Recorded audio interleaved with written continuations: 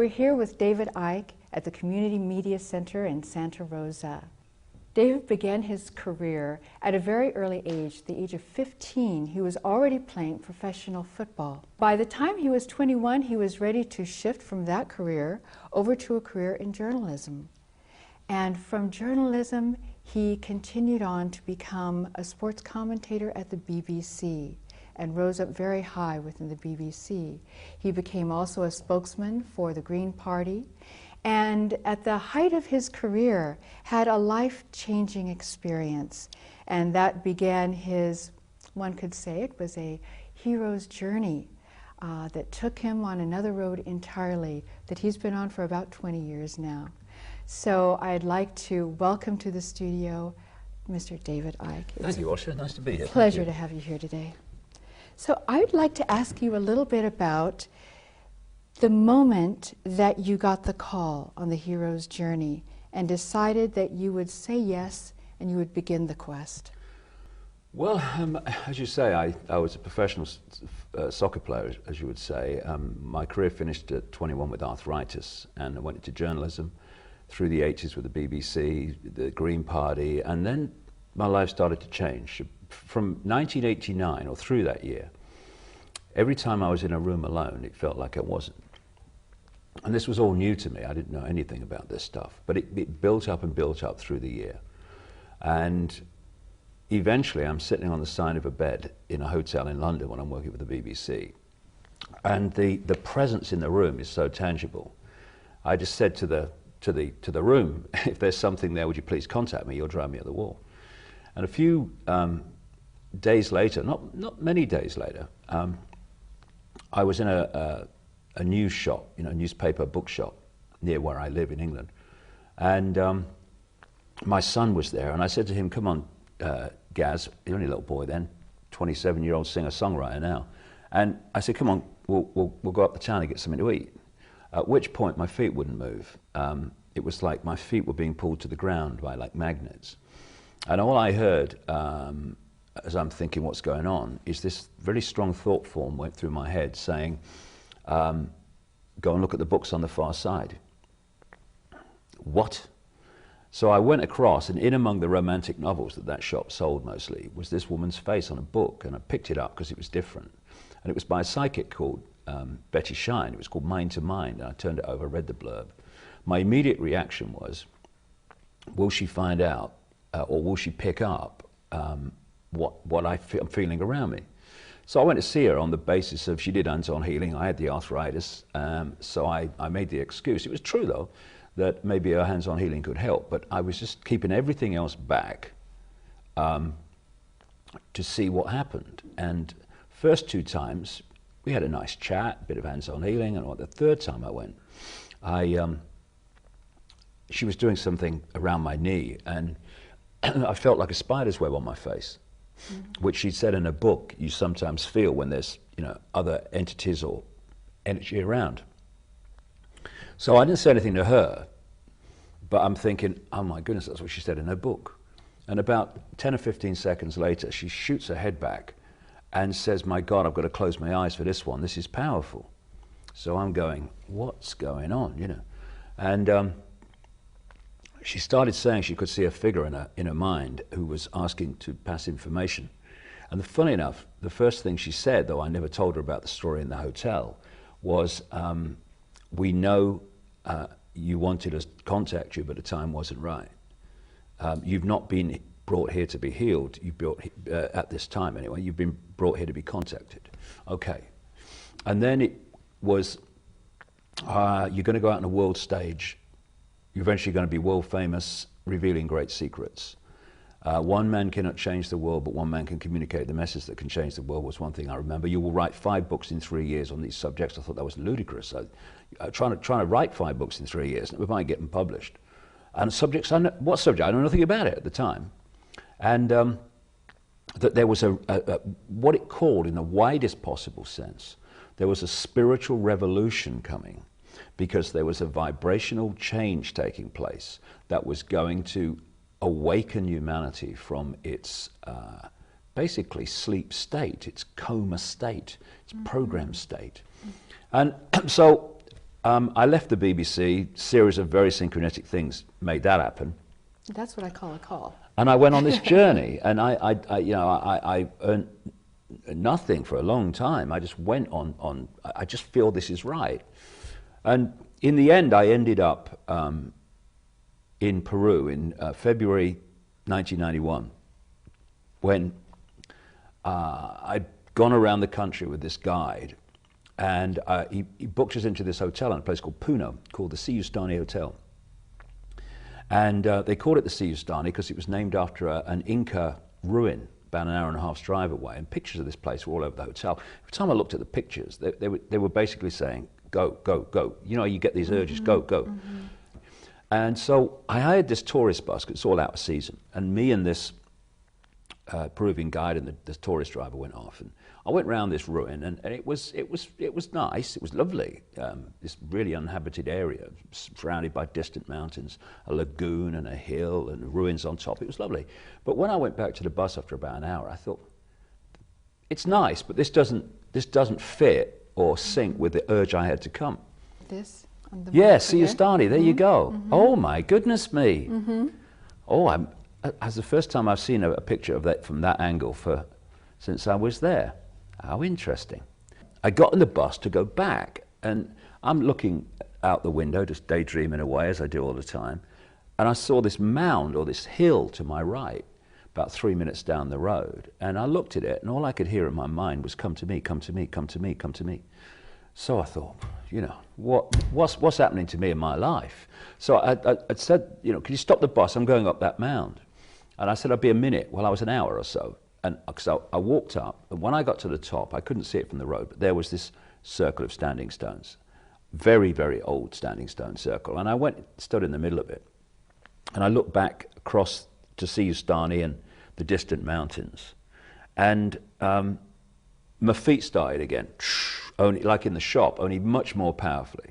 So the same kind of it's like magnets. It's like a burn feeling, a burning feeling. You know, it's not unpleasant, but you can feel it like a magnetic connection of some kind. And then the first thing I heard go through my mind when I'm thinking what's going on was, they will be talking about this 100 years from now. I'm thinking, talking about what? And the next thing was, it will be over when you feel the rain. But in the sky was the Peruvian sun, and not a cloud to be seen anywhere. It will be over when you feel the rain. It's like, all right. How long do I have to stand here? And then, yeah, that'll be here a month. And then I felt this like drill going in the top of my head and through my body, and another flow coming the other way. And then my arms went out at 45 degrees like that, without even thinking of doing it. And while I'm like, I mean, my arms are aching now just doing this. Well, they were like that for the best part of an hour. They were agony when it was over, but I didn't feel it during that period. And this energy started coming through me, really, really powerful. My body was shaking in the end. And you know, you go in, when you drive in a car, you lose a few miles because your subconscious has been driving it, because your mind's been somewhere else. I mean, we'd all be dead without the subconscious, you know. Anyway, that was happening to me during this experience. And on one occasion when I came back and sort of realized I was here, I saw a light grey mist over the distant mountains, which became darker, and I realized it's been raining. And over this period, I mean, the whole thing lasted about an hour, just over or so. So it was very quick once it started, and this rainstorm came out of the mountains towards me, and it was literally like a straight line, like pulling curtains across the sky. And it's coming towards me. The sun was covered eventually, and there's all these billowing clouds like dry ice in the sky. But as it came towards me, it's like a wall of stair rod rain. By the time it's got close, I'm watching it come towards me. If you made this up, put it in a movie with special effects, they'd go, oh yeah, all right. But it happened. And so eventually the rain hit me. And by the time it did, my body's like, I'm plugged into an electric socket. And then when the rain hit me, it all stopped. And I staggered forward because my legs were gone. My shoulders were agony. And from that moment, something massively shifted in me, because for the next 3 months, I didn't know what my name was, let alone what planet I was on. And when I look back, and I went on primetime television doing this, right, in that state, and I attracted fantastic ridicule. But what I, with hindsight, when I look back, what happened is that, if you like, a bubble burst and allowed something else in. And I was being deluged with insights and concepts and thoughts and realities. And I've described it as like when you press too many keys on a computer and the computer says, I can't handle all that information, I'm freezing, all right, I'm out of here. Well, for 3 months I was like that. And then after 3 months, everything morphed back. The computer unfroze, if you like. So that was sort of like that period of integration Yeah. that you needed, and you ended up going out in front of the media before you'd had a chance to digest and integrate all this energy that was that was fun. Stirred that up. was fun. That was, yeah, when I think about it. But maybe part of the road of trials in that hero's yes, journey there. and it gave me so much, because the enormous ridicule I went through. I mean, I couldn't walk down any street in Britain in the early 90s without being laughed at by people in large numbers. Going into a bar or a public place, forget it. And what that did for me was clear me out of the prison that most people live in, which is the fear of what other people think. Because not just in my case, you know, I'm not some special person. I'm going through the journey, a lot of it in the public eye, but I'm going through a journey that everybody else can go through, and many more and more are going through, and indeed unconsciously go through anyway, in terms of experience coming into their lives as an expression of their personal journey. But when I look back at the connections of my life, rather than the individual links in the chain, I see how it was all necessary, and why and how my personal journey, my personal experience, and what I'm uncovering and communicating are fundamentally connected. Because when you think of some of the, well, from the mainstream perspective, shall we say, bizarre things that I'm talking about, they're not really, but from that point of observation, they seem to be. If I had not been cleared out through that extreme experience of ridicule, of the fear of what other people think, then I would have done what most other people do, is either not gone there when I saw where the information was taking me, or if I did go there and have a look at it, I certainly wouldn't sell publicly what I feel is going on, because what will people think of me? Frankly, I don't care, because they have a right to think of me as they choose to think of me, and I have a right to be me as I choose to be.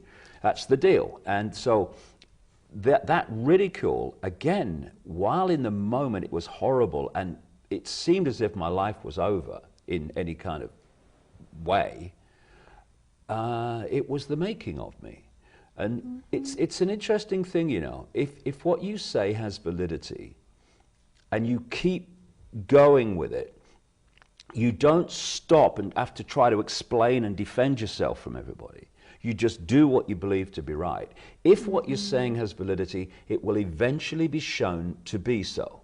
If you stop because you feel sorry for yourself, or you think, I can't take what it takes to keep going, then that validity will never be perceived, because you'll never have spoken the truth that could be, you know, that people could then see, hey, it just makes sense now.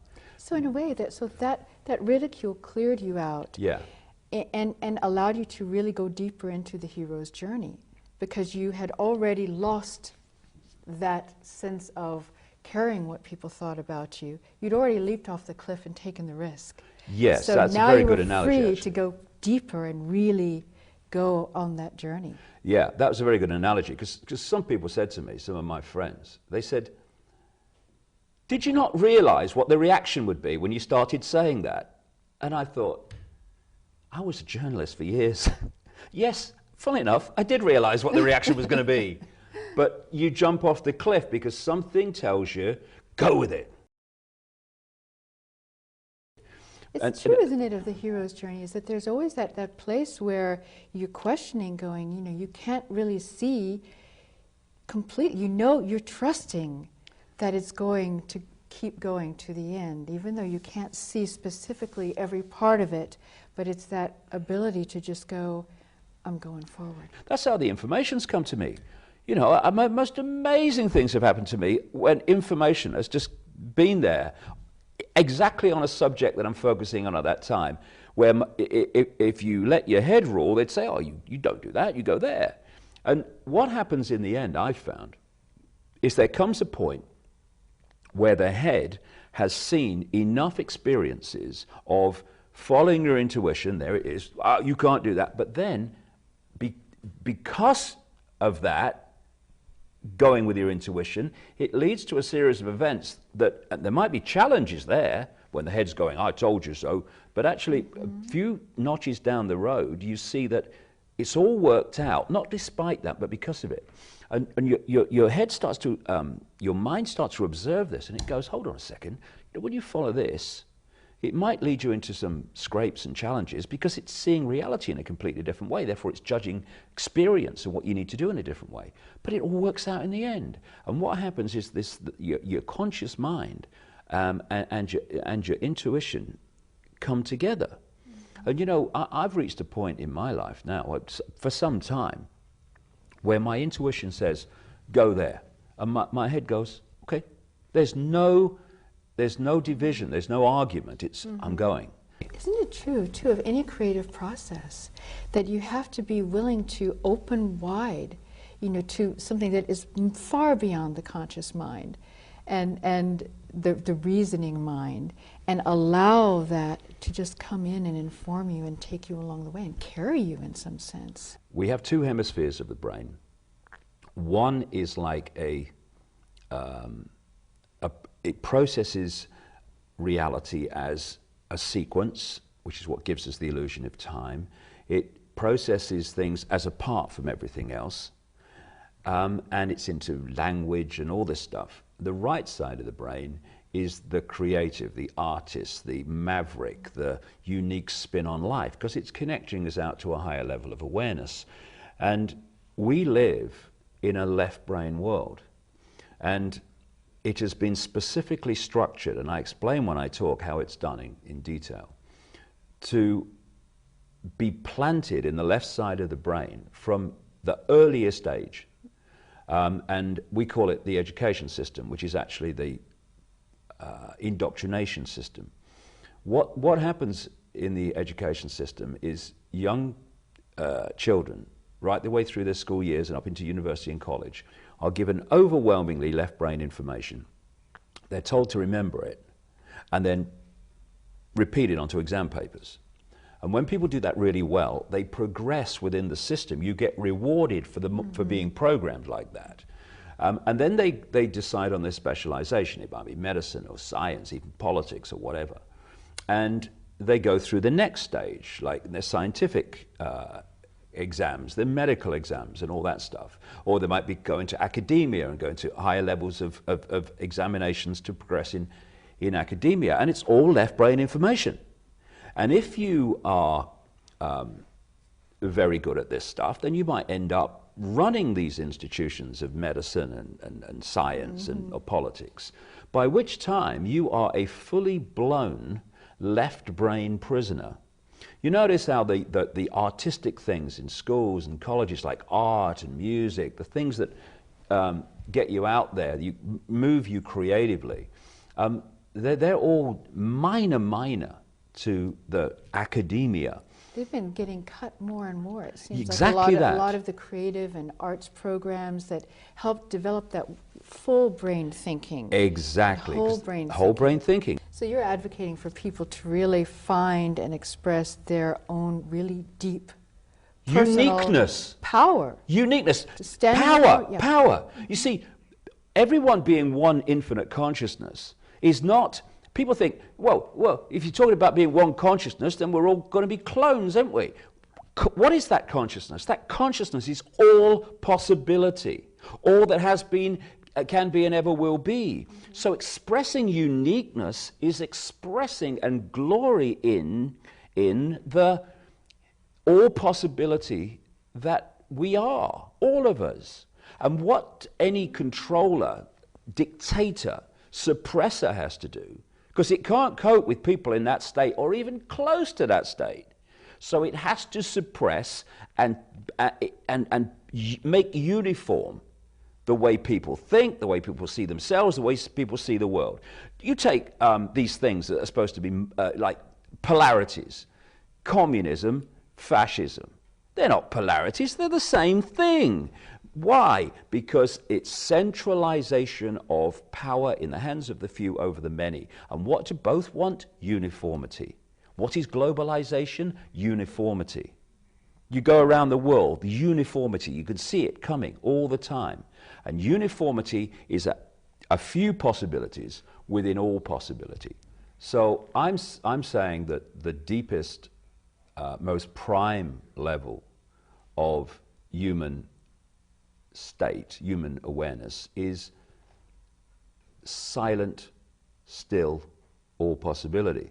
Because people think, you know, if I stop talking and I say, what did you hear? They'd say, nothing. And yet within that silence is everything. It's all possibility. Mm-hmm. And when I start talking, I'm pulling one possibility out of all possibility. And when I stop talking, it goes back again. And so that's the prime level. And that's everything connected to everything else. Mm-hmm. And then when you come into the realm of what you might call creation, form, that's holographic. It's the illusion of physicality. It's the illusion of three dimensions, if you want it, three-dimensional states, if you like. But it's still all connected. Because one of the amazing, unique characteristics of a hologram is that every part of the hologram is a smaller version of the whole. If you cut up a holographic print into 4 and fire the laser at one of them, you're not going to get a quarter-size version of the whole picture, or a quarter part of the whole picture. You're going to get a quarter-size version of the whole picture, not a piece of it, as you would think, because it doesn't work like that with holograms. And so look. The whole is implicit in each tiny part of the exactly. whole. No matter what expression it takes, everything is always part of the whole. And the world and reality is far more amazing than most people even realize. And we need to lose the idea that we live in a physical world. What we're looking at here only exists in here. Well, only exists in here because we're decoding it. Right. You know, in the Matrix movie where Neo says this isn't real, and Morpheus says, well, words to the effect of, what is real? If you're talking about what you can see, touch, taste, etc., then real is only electrical signals interpreted by your brain. Exactly. And on Saturday in San Rafael, and in my books, I explain this in great detail. It is so simple. Complexity hides the simple genius behind it all. You know, it just shows you, if you keep going and you do what you know to be right, and you don't let any amount of challenge and ridicule and all this other stuff stop you walking, it's amazing what can manifest. But if you give up, of course, or feel sorry for yourself, how can it manifest? It can't. So you would advise people that if they get the call to go on that hero's journey, and they become afraid that they're going to have too many challenges and that road of trials, and that starts to scare them, that they should listen to the message you're giving, which is that it's worth it. You can go through, you'll come back up, and you'll come back up with the gifts gained from having done that journey through the underworld. Yeah, and you do go down to some dark places, and sometimes you have to. If you're trying to change energy, if you sit cross-legged on the mountain above it all, what are you going to change?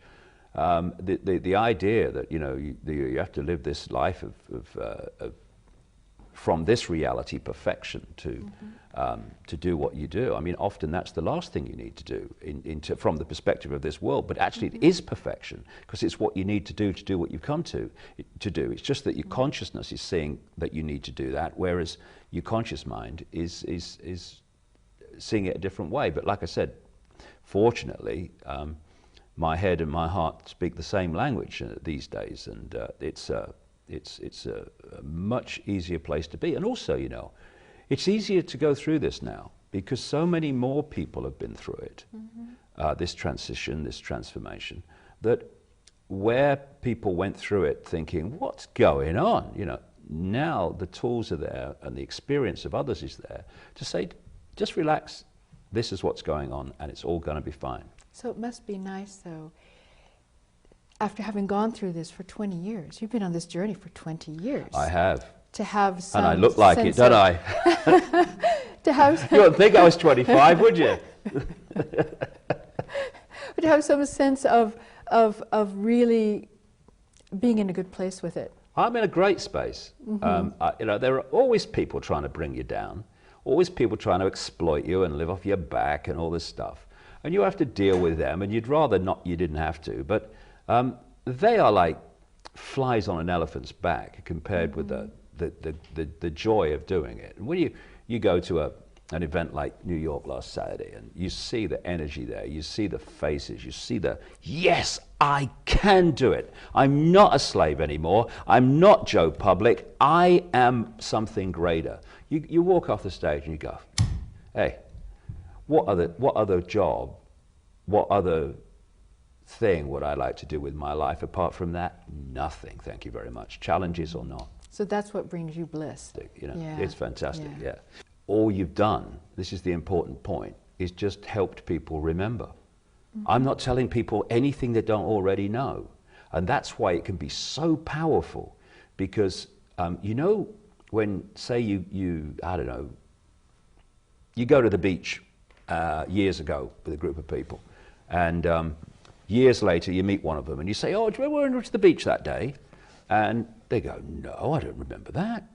No, you know, and then you give them one trigger, and it's like, do you remember so-and-so, he was on that horse and he'd had a few and he fell off on the sand. Oh, yes. From that moment, that person who couldn't remember the event can now reel off all the details of it. Why? Because that memory's been opened. And that's what this information is doing. It's opening the memory of all of us to what we already know but have been mercilessly manipulated to forget.